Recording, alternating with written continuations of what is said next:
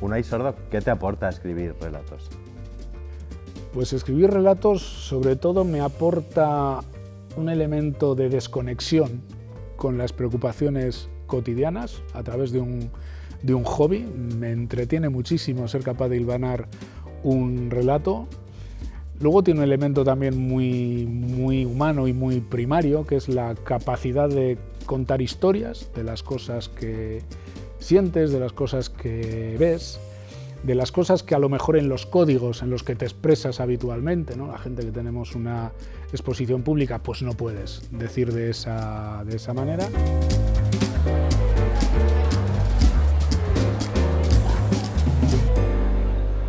Y es una forma también de atraer recuerdos a la actualidad, ¿no? Yo, que soy una persona que suelo tener en la cabeza la historia no solo reciente, sino pasada, pues es también una buena excusa para recuperar recuerdos y vivencias de antes, ¿no? Pero ante todo yo diría que es un entretenimiento, un hobby y una forma de despejar y de ventilar la cabeza bastante adecuada, ¿no?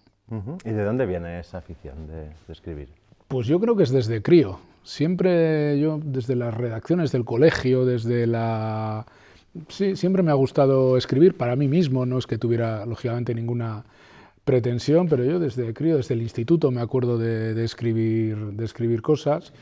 Y luego ya cuando entré en el sindicato, en las primeras responsabilidades, que eran responsabilidades pues vinculadas al mundo de la juventud trabajadora y tal, pues siempre que tuve ocasión me apunté a alguna cosa de estas de poder expresar esta afición, por ejemplo haciendo unas columnas radiofónicas que hice en su día en Onda Cero en Bilbao, y que eran columnas que te salías también un poco del código y del léxico habitual del sindicato. Eran columnas humorísticas, costumbristas, un poco decir cosas que me parecían, y yo creo que me viene de toda la vida. En realidad siempre me ha gustado, y pues en los últimos años me dio por esto de hilvanar una serie de relatos que finalmente alguien optó por publicar, y eso ha sido un poco el acontecer, ¿no? Dicen los artistas, las artistas, que a veces les visitan las musas.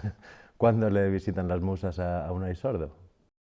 Pues fíjate, yo normalmente cuando escribo algo no es después de un gran periodo de reflexión sobre algo que quiero decir, sino que normalmente tiene que ver con un chispazo, algo que de repente se me ocurre y me da pie a una paradoja o a una historia de ficción que se me viene a la cabeza, y a veces también es consecuencia de algún libro que he leído y que me genera algún tipo de reflexión o de intuición de por dónde puedo tirar un relato inspirado en algo de lo que he leído en los libros. Básicamente de ahí me vienen las llamadas musas, ¿no? Normalmente de ocurrencias y de chispas, de las formas más diversas y más tontas, ¿no? Pues recuerdo un relato, lo escribí después de un sueño, tuve un sueño, me desperté sobresaltado y me dio por escribir a todo correr a las 3 de la mañana lo que creía recordar. Otro me vino a la cabeza paseando por la orilla portuguesa del Miño, donde vi las matrículas o los teléfonos que venían en las barcas que estaban allí amarradas, y había un teléfono que me recordó a mi teléfono familiar, de la casa familiar, ¿no? Y dije, joder, ¿qué ocurriría si te encuentras de repente un teléfono que es como el de tu casa, llamas y contesta a alguien que se llama como tu madre, ¿no? Y de una chorrada así, en un paseo por el río, pues se me ocurrió una historia que escribí pues en esos días que eran de vacaciones, y bueno, pues es un poco así, a chispazos y a veces también a necesidades de desconectar, ¿no? Decir, voy a ver si me sale algo. Y pues igual un fin de semana que no tienes una cosa mejor que hacer, pues te pones a hilvanar alguna historia, algún relato, algún cuento.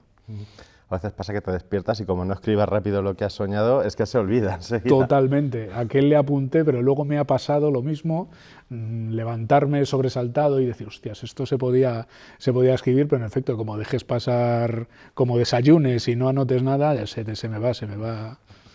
¿Y qué le quita el sueño? ¿A qué te quita el sueño, Unai?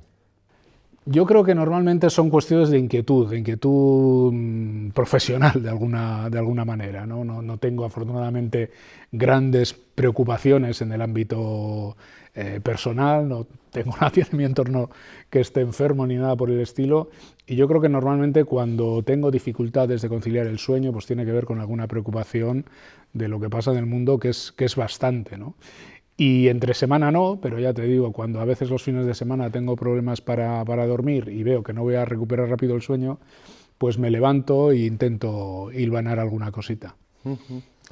Hay una curiosa relación a veces entre drogas y arte, ¿no?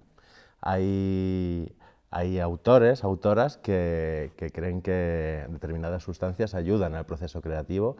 ¿Crees que es así o esas sustancias a veces hacen más difícil ponerse a escribir? Hombre, en mi experiencia personal no lo sé porque nunca he escrito, yo no soy un escritor y no tengo una rutina a la hora de escribir, no puedo liberar horas al día, es decir, no me dedico ni remotamente a esto y por tanto no tengo una metodología y no tengo ni idea, ¿no? Pero yo sí creo que en general, bueno, las sustancias que modifican un poco la forma de ver, la forma de interpretar, el alcohol, las drogas, yo creo que sí pueden generar una cierta percepción distinta de la realidad y yo sí creo que pueden tener ese punto de inspiración o de dar más matices, más texturas a cómo se ve el mundo, ¿no? Claro, siempre y cuando, lógicamente, se hagan esos procesos de creación artística dentro de unos límites, creo yo, no me imagino que si vas como una cebra, pues es difícil hilvanar nada, ¿no?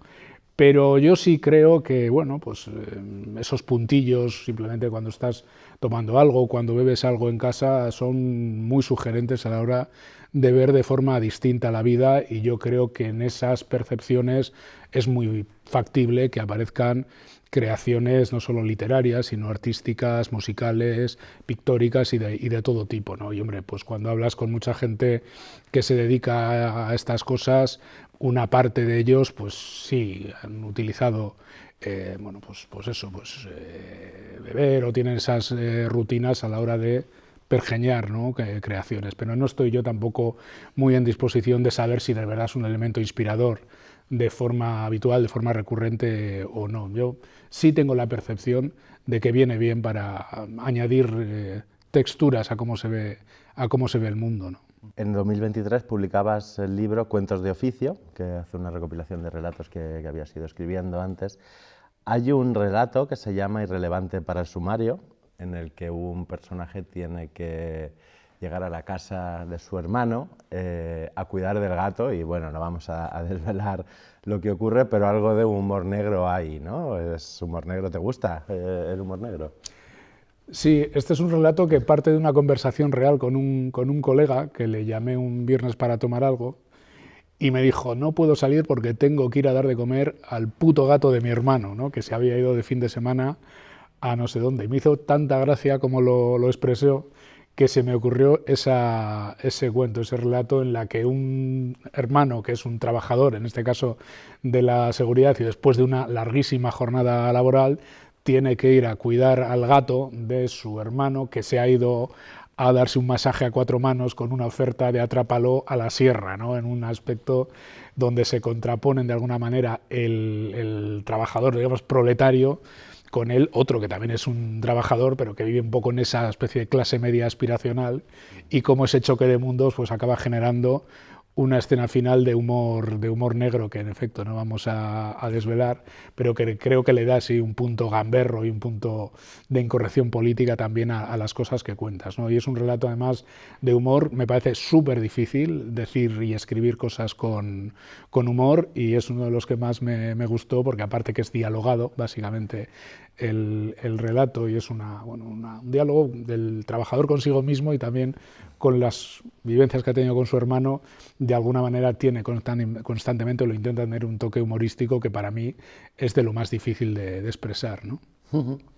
En el inicio de este libro recopilatorio hay una dedicatoria a las viejas enciclopedias de casa por las palabras. ¿Qué valor han tenido las enciclopedias, la enciclopedia para tu vida, para tu formación? Pues fíjate, yo tenía la costumbre, la afición desde muy crío Incluso cuando salíamos a jugar a la calle al fútbol entre los coches y todo este tipo de cosas que hacíamos en los barrios, en cuestas, además, que se nos iban los balones para abajo. Yo siempre he tenido mucha afición a leer y en concreto tenía una inmensa enciclopedia, se llamaba Enciclopedia General, que eran unos tochos inmensos y yo acostumbraba a coger uno de esos volúmenes y ponerme a leer sobre todo sobre animales y sobre historia, ¿no?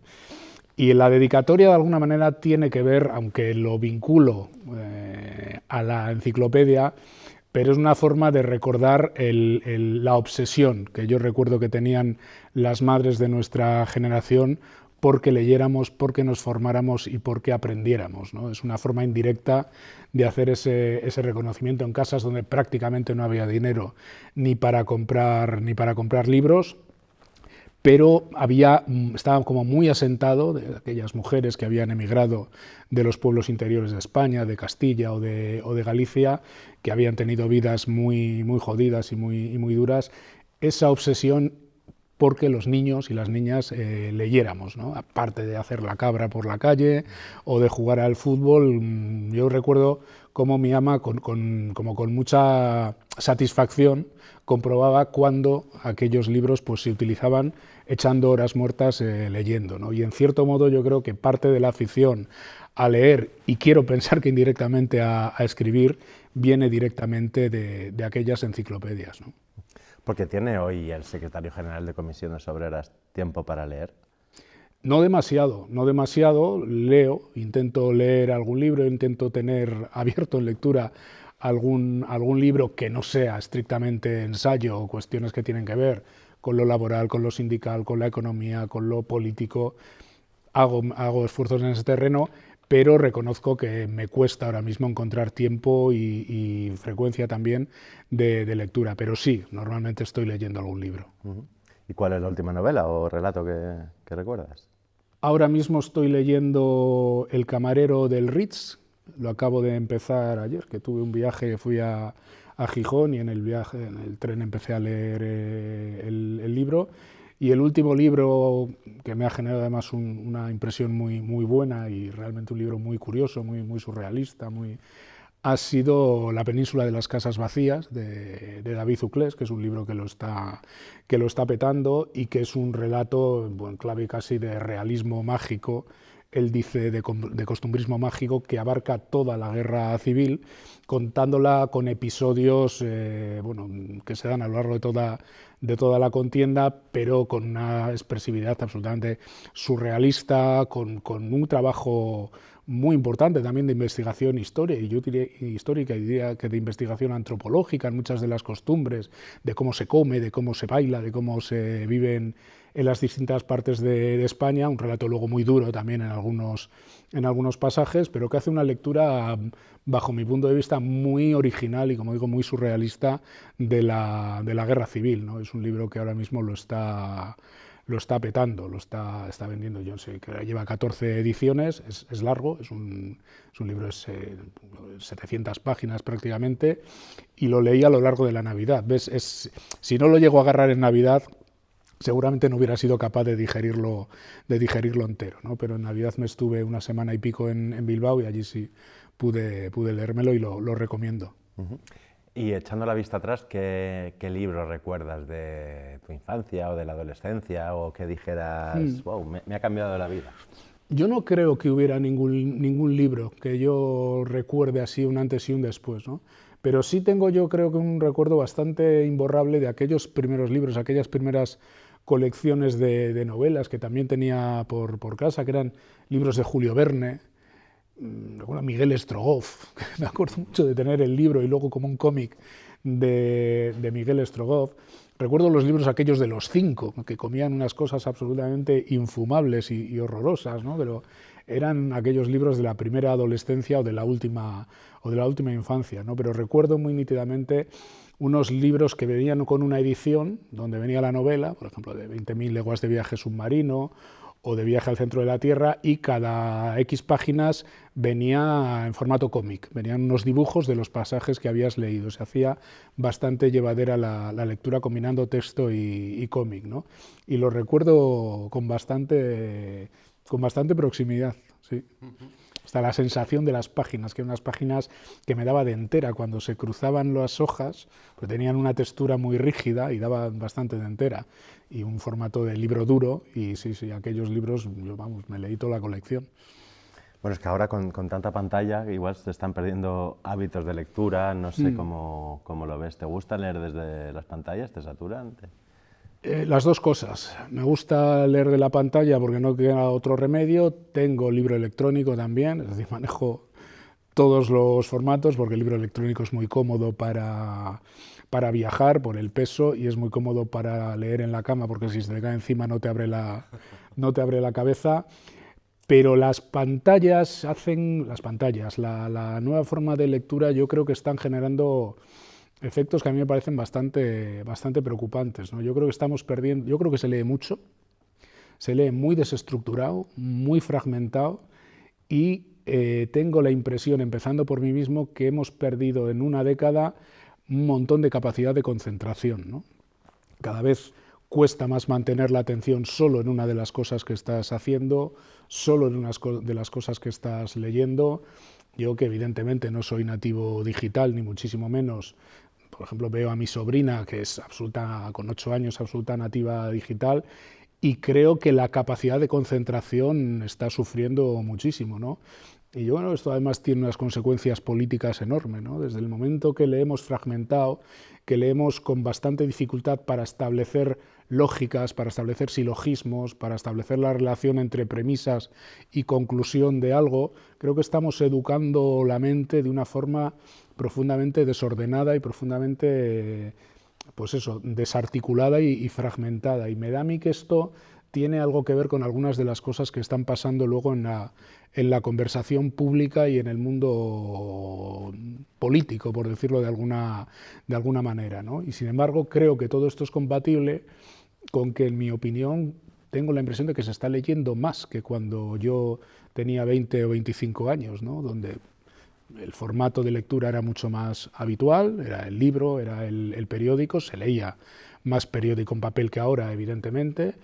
Quizás se leyeran más libros que ahora, no lo sé a ciencia cierta, pero en volumen yo creo que se leía menos. Ahora es tan accesible la lectura, ahora hay tanta gente leyendo, aunque sé que el audiovisual, el juego del vídeo es lo que ahora mismo es lo más relevante en materia de comunicación en todos los sentidos, de comunicación política, pero de comunicación en general. Creo que se está leyendo seguramente más que nunca, pero de una forma absolutamente fragmentada, y creo que esto está modelando las formas de concebir el mundo de una forma bastante distinta. Quizás haga falta un poquito de tiempo todavía para analizar esto, pero tengo la impresión de que es así, y empiezo por mí mismo. Es decir, a mí me cuesta un huevo ahora mismo concentrarme en la lectura de algo. Pero hablas de consecuencias políticas, quizás nos hacen seres más influenciables por tener menos... Más influenciables y más susceptibles de responder a impactos y a shocks muy visuales, muy de mensaje corto, muy de mensaje desarticulado, y nos hace seguramente menos, o al ciudadano medio le aleja más de razonamientos medianamente complejos de las cosas, ¿no? Simplifica mucho los mensajes a través de estos impactos sucesivos, de esta especie de yuxtaposición permanente de mensajes, y cuesta más hilvanar y sacar lógicas a las cosas, ¿no?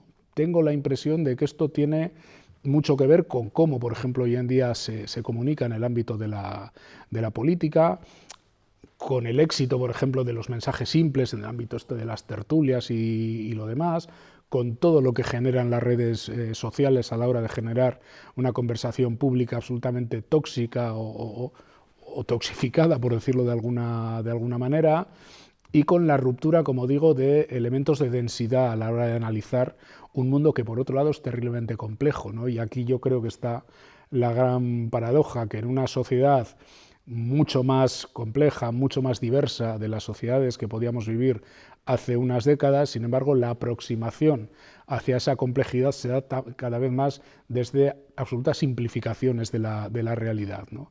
Y esto me da a mí la impresión de que es una categoría política. Hablamos de relatos, de novelas, ¿y la poesía? ¿Te ha dado por leer poesía? No tengo yo una capacidad de abstracción particularmente grande para interpretar bien la poesía. Me gusta, he leído algo, lógicamente, de poesía, como todo el mundo. No tengo la más mínima capacidad. Seguramente en prosa tengo poca, pero en poesía ninguna.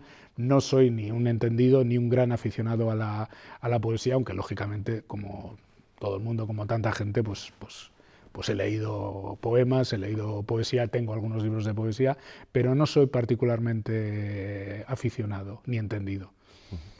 Se ha retratado en películas, en novelas, la importancia de los maestros, no muchas veces de los maestros de la República, pero bueno, la importancia para todas las generaciones de los maestros, los profesores, las profesoras y también concretamente de literatura, de lo artístico, que tienen un valor también fundamental, aunque la sociedad a veces intenta dejar esas disciplinas de lado, ¿no? ¿Qué importancia tuvieron para tu gusto por la lectura, por la escritura, profesoras o profesores de pequeño? Pues fíjate, antes hacía referencia a las enciclopedias, pero seguramente la segunda razón por la que se me generó una fuerte afición, no solo a la lectura, sino a determinado perfil o determinado gusto musical, donde el tema de la letra, de la composición de la letra era muy relevante, yo creo que tiene que ver con algunas, sobre todo profesoras de literatura, como bien planteas, ¿no? Yo nací en el 72, entonces yo, aunque termino lógicamente la EGB, pues ya avanzados los años 80, que parece que ya había hecho mucho tiempo de la muerte de Franco, pero yo vivo el cambio en el profesorado. Yo recuerdo profesores en quinto, sexto, incluso séptimo de EGB, que eran profesores que parecía que habían salido directamente de la Escuela Nacional Católica de Franco, ¿no? Que daban unas bofetadas a mano abierta y te gritaban aquello de que ustedes confunden la libertad con el libertinaje, y te llamaba burrín y este tipo de cosas. Y de repente irrumpe una nueva generación de profesores y sobre todo de profesores con unas formas ya de entender la vida bastante distintas, ¿no? En EGB y sobre todo en el instituto, donde hay un cambio enorme, ¿no? Sales del barrio donde yo vivía, donde vivo, de hecho, en Uribarri, que era un barrio muy de migración, donde yo siempre digo que hasta bien entrada la adolescencia yo había oído bastante más gallego que euskera en mi entorno cercano, aunque mi familia venía de Valladolid, ¿no? Claro, luego vas al colegio y ahí ya entran un montón de mundos, la gente que venía ya de la formación bilingüe, en euskera, ya es un mundo mucho más diverso, y aparece también un nuevo profesorado donde, claro, las formas de dar clase no tenían absolutamente nada que ver, ¿no? Yo me acuerdo de profesores que te hacían comentarios de texto donde tenías que contar los sustantivos, los verbos y los calificativos, y en función del número que se utilizaban cada uno se suponía ya que sacabas unas conclusiones de cómo era un texto, ¿no? En términos de comentario de texto, y de repente pues te venía otra gente que era mucho más que favorecía mucho más la imaginación, la intuición, que interpretaras un poco lo que tú interpretabas sin necesidad de someterte tanto a unas reglas, y a mí eso me marcó mucho, ¿no? Es decir, que en clases de literatura o de lengua analizáramos letras de canciones, a mí me parecía algo absolutamente maravilloso y libertino, ¿no? Y sí, yo creo que eso marcó en parte la afición por la lectura y, como digo, por un perfil también de entender otras cosas como la música, donde la letra, donde la composición literaria tenía bastante importancia, y de hecho sacaba bastante buenas notas en literatura. Yo era un poco bipolar en notas, ¿no? Sacaba... Era buen estudiante. En algunas asignaturas sí, en otras mal. A mí me pasaban cosas muy curiosas, porque tenía algún amigo que era un poco la contraposición, y pasábamos de suspender una asignatura a sacar un 8, un 9 o un 9 y pico en la otra, y nos intercambiábamos de alguna manera las notas, ¿no? Y era muy curioso como alguien que era capaz de elaborar pues una derivada, una integral, sacar unas ecuaciones de no sé qué grado, que a mí me parecía ciencia ficción, bueno, la química, que me parecía una cosa absolutamente enigmática, nunca comprendí lo que era un mol ni cosas de estas, pero luego alguien que era capaz de resolver esos problemas pues era incapaz de sacar el significado de una metáfora que a mí me parecía como muy evidente, ¿no? Y hasta qué punto te das cuenta que gente que convives en el mismo espacio, que vives en los mismos sitios, que hacen las mismas cosas, podemos luego llegar a ser tan distintas a la hora de interpretar, de tener aficiones o de tener capacidades distintas, ¿no? Y complementarias, por otro lado. Hablabas de las canciones, de cómo analizabais textos de letras de canciones, ¿no? Me contabas. También la canción tiene un componente literario, y incluso es el vehículo que para la lucha social, para la lucha política, en muchas ocasiones ha utilizado, los himnos, las canciones protestas, ¿no? ¿Qué tiene la música, ¿no?, para conseguir llegar tan lejos o tan rápido o a tanta gente? Yo creo que la música, la armonía, en realidad yo creo que tiene un elemento muy primario, ¿no? Muy de conectar. La música genera sentimientos, mueve sentimientos que no son ni mucho menos estrictamente racionales, y cuando desde la noche de los tiempos yo creo que pues es la sintonía, la melodía, el ritmo ha generado pues esas reacciones, digamos, de emotividad, por algo sea. Tampoco sé yo exactamente por qué, ¿no? Pero es evidente que la música es un vehículo extraordinario para canalizar mensajes, ¿no? Muchas de las letras de canciones que son míticas y que son himnos generacionales, si tú las analizas fríamente, quitándole la música, quitándole la partitura, son letras relativamente simples y a veces incluso bastante horteras, ¿no? Otras no, otras están muy bien armadas también literariamente, pero la música es un vehículo que le da otra dimensión, y muchos de los himnos generacionales de la movida de los años 80, del rock pop español, pues yo creo que se interpretan en esa clave. Y luego, claro, políticamente, pues la música ha sido un canal de reivindicación muy potente. Seguramente hoy de otra manera, en los años 70, 80, pues todos sabemos el papel que jugaron ahí la música que venía de las cantautoras. Y hoy en día, aunque es distinto, también simboliza una determinada forma de entender la libertad de expresión, ¿no? La libertad de expresividad. Yo a veces, desde la gente que, como digo, pues igual somos más de otro tipo de música, más del rock, más de los cantautores, quizás no entendemos, por ejemplo, algunos de los fenómenos que hoy en día la gente mucho más joven interpreta cuando ve a estas divas o a estas cantantes del actual pop, ¿no? Pero cuando te aproximas un poco, también hay una expresión de libertad de las personas enorme, ¿no? Que yo creo que también tiene algún tipo de implicación política, ¿no? Sobre todo las mujeres muy jóvenes, cómo se vinculan a estas nuevas formas de expresividad del cuerpo, de expresividad de la mente, de expresividad de su propia libertad, que me parece muy interesante, aunque yo sinceramente no entienda muy bien ya esos códigos, ¿no? Uh-huh. Bueno, el último disco de Bad Bunny, de reggaetón, es un disco político, dicen, ¿no? No sé si has tenido el placer de escucharlo. No, yo no, ya te digo que es que estoy anquilosado y estoy viejuno, ¿no? Pero no quita para que no vea que hay elementos, pues muy interesantes. Yo hasta no hace mucho no sabía ni quién era la Taylor Swift esta, ¿no? Y resulta que es una cosa absolutamente alucinante lo que mueve, pero yo creo que hay una expresión, subyace una expresión de libertad muy potente por parte de la gente joven, y sobre todo las mujeres jóvenes, ¿no? Que yo creo que no hay que despreciar en modo alguno, todo lo contrario. ¿Qué canciones te siguen poniendo la piel de gallina? Yo creo que lo de poner la piel de gallina depende mucho de momentos. Yo creo que en general las canciones, como casi todo, más que el hecho en sí, metido en una horna y decir, me voy a emocionar con esta canción porque bueno, son las 2 de la tarde y voy a emocionarme un rato.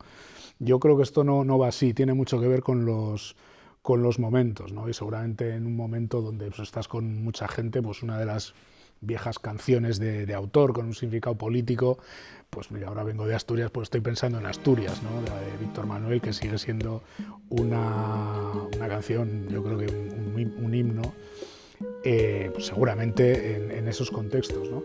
Y en otros contextos seguramente más personales, más de intimidad, que puedas estar oyendo música en tu casa, que puedas estar tomando unas copas, pues seguramente son otro tipo de melodías más íntimas, o la propia música clásica. Yo creo que depende mucho del contexto y del momento. Yo creo que toda expresión artística requiere también de su contexto, ¿no? Yo no creo que, por lo menos bajo mi punto de vista, no creo que en abstracto haya algo que te produzca en todo momento que se te ponga la piel de gallina. Tiene más que ver con otros contextos. Sí.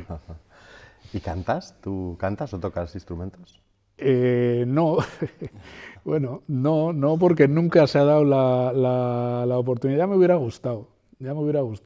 A mí me hubiera encantado tocar la guitarra. Yo suelo decir que yo he sido sindicalista y soy secretario general de Comisiones Obreras porque no pude ser Luis Eduardo Aute, ¿no? Ni tuve el talento, pero me gustaría tocar, ¿no? Alguna vez he hecho algún pinito, por ejemplo con el ukelele, antes de salir la candidatura para la Secretaría de aquí de Comisiones Obreras a nivel de España. Cuando estaba en Euskadi estaba en unas clases porque era un instrumento muy simple con las 4 cuerdas y era relativamente sencillo coger algunas armonías y aporrear el ukelele en casa. Iba allí a Pabellón 7, a Pabellón 9, ¿cómo se llamaba? Pabellón, bueno, una iniciativa de teatro popular que hay y de otras artes que hay ahí en Zorrozaurre, en lo que era la península, ahora ya isla de Zorrozaurre. Iba allí con unas clases los domingos de ukelele, pero luego ya con todo el mare magnum de venir a Madrid, la verdad que lo dejé y no toco ningún instrumento, pero me hubiera gustado, sí, es una de las cosas que me he arrepentido no haber hecho antes de más joven, aprender sobre todo la guitarra, ¿no? Hacer menciones a Bilbao, en el libro incluso hay fotografías de tu barrio. ¿Qué importancia tiene tu barrio para los relatos que escribes, que has escrito? ¿Cómo era tu barrio? Bueno, tiene importancia porque, como te he dicho al principio, parte de lo que yo he escrito en realidad es con una recuperación y una especie de readaptación de recuerdos, ¿no? Y bueno, mi barrio, pues de alguna manera es tu anclaje con el mundo, ¿no? Yo sigo viviendo en el barrio donde viví de crío, vivo a unos 250 metros del que fue mi colegio de EGB, mi colegio de niño. Y pues es un poco el lugar que te ancla, ¿no? Mi barrio pues era un barrio trabajador, era un barrio de los que estaba en la zona que subía desde el Ayuntamiento de Bilbao hasta el Monte Archanda, en la parte donde ya termina Bilbao. Era un barrio donde un poquito más arriba de donde vivíamos nosotros pues se habían construido las chabolas, cuando eran las oleadas de migración. Entonces se hacían las chabolas que luego se convirtieron en casas. Era un barrio donde convivía gente de allí, gente que ya había...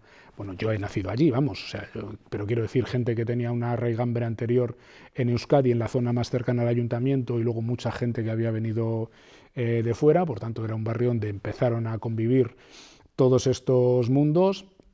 Entonces, un barrio duro. Ahora no, ahora es un barrio mucho más tranquilo, que ha mejorado muchísimo en términos de accesibilidad, en términos de recuperación de parques y todo esto, pero en su día era un barrio duro, con una presencia bastante palpable de la droga. Nosotros vivíamos al lado de una casa que llamamos la Casa Vieja, que era una casa que se fue derruyendo hasta que se derrumbó.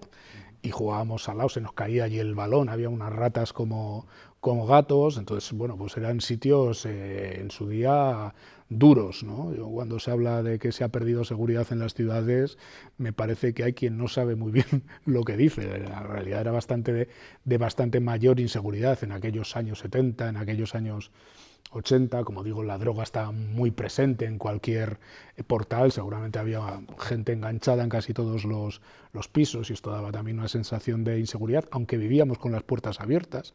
Eso es cojonudo también, ¿no? Yo me acuerdo de los niños de entrar de unas casas a otras y se vivía un poco en esa especie de comunidad, y ahora es un barrio que tiene poco que ver, ¿no? La población es bastante más mayor, también hay gente joven, pero la población lógicamente ha envejecido y son barrios muy adaptados, como digo, barrios con una buena calidad de vida, pero vamos, lo tengo como muy presente, ¿no? Los relatos me sirven para recuperar algunas escenas, incluso algunas reales de entonces, y luego a mí me pasa también que yo no... O sea, para mí la memoria no es algo que recuperas como una especie de rescoldo del pasado, yo tengo como muy presente toda la vida, ¿no? Yo es muy raro que pase un día o que pasen unas horas de un día sin que no tenga imágenes o tenga alguna referencia en la cabeza de cosas de hace décadas, ¿no? No es como un episodio pasado. No sé si le pasa a todo el mundo, pero a mí sí me pasa bastante, ¿no?